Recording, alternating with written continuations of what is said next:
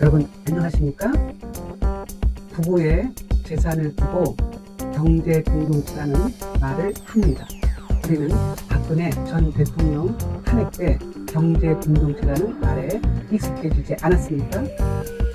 부부 1심 공채인이 함께 일꾼 재산 역시 누구의 이름으로 되어 있든지 공동재산이라는 말이 틀리지는 않을 것입니다.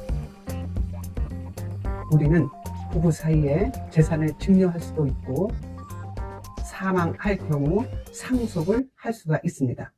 그런데 이 상속세에 대한 불만이 보통 심한 게 아닙니다.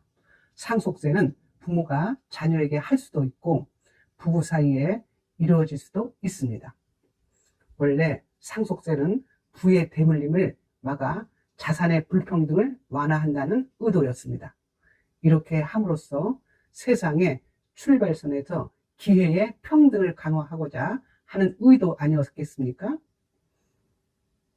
그런데 이런 상속세가 너무 높고 또 배우자 사이에 이루어지는 상속세는 너무 가혹하고 불합리하다는 지적이 많았습니다. 이런 지적이 나올 때마다 폐지해야 한다는 목소리도 많았는데요. 이번 국민의힘 세미나에서 공식적으로 상속세 폐지를 들고 나온 것입니다. 배우자로부터 상속받아 부과한 상속세는 추후 배우자 사망 시 자녀에게도 부과하게 됩니다.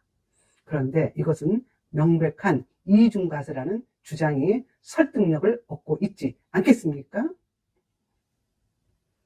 부부가 하나의 공동체라는 것은 증여세를 보면 알 수 있습니다.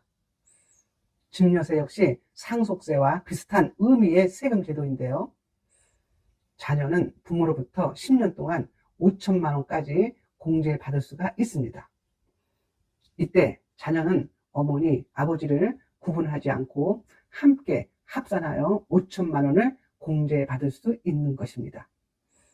이것이 부부가 경제 공동체라는 것을 증명하고 있는 것 아닙니까?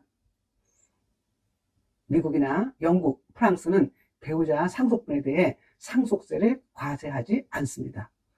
부부가 공동으로 형성한 재산이란 의미가 되겠습니다. 하지만 우리는 배우자에게 상속세를 물고 있는 것입니다. 배우자 상속세나 자녀 상속세는 매우 높습니다.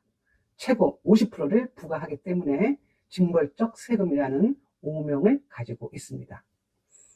서민층은 몰라도 중산층에는 큰 부담이 될 수 있는 것 아니겠습니까? 대기업의 경우 배우자 상속세는 폭탄이란 말이 나옵니다. 이건희 삼성 회장이 사망하고 그 배우자인 홍라희 여사에게 50%라는 최고의 세율이 매겨졌습니다. 세금을 내기 위해 회사를 정리해야 하는 불합리한 문제가 발생하는 것입니다.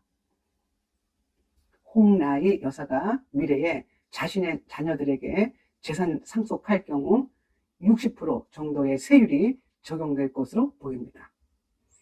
그야말로 세금 폭탄이 일어나는 것 아닙니까?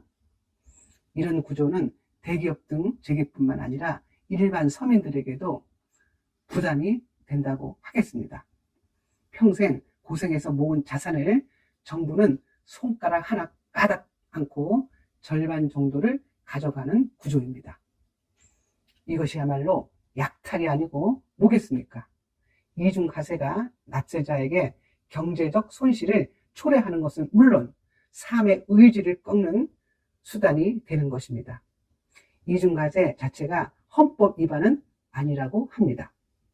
하지만 정책적 형평성 차원에서 반드시 제고되어야 할 문제라고 생각합니다. 그 세금을 내기 위해 마지막 보금자리의 주택을 매매해야 하는 경우 심각한 고통은 물론 사회적 혼란이 계속될 것입니다. 정치권은 속히 의회를 정비하고 이런 민생에 관한 법을 만들어 주십시오.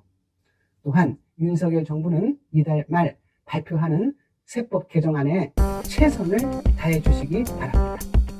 상속세와 종합부동산 세금을 테이블에 올리지만 말고 반드시 의미 있는 결과물을 만들어 만들어 주십시오. 현재 민주당도 근본적 검토가 필요하다고 인정한 만큼 싸우지만 말고 자주 만나 협의해 주실 것을 당부드립니다. 지금까지 김선혜의 직언직설이었습니다. 감사합니다.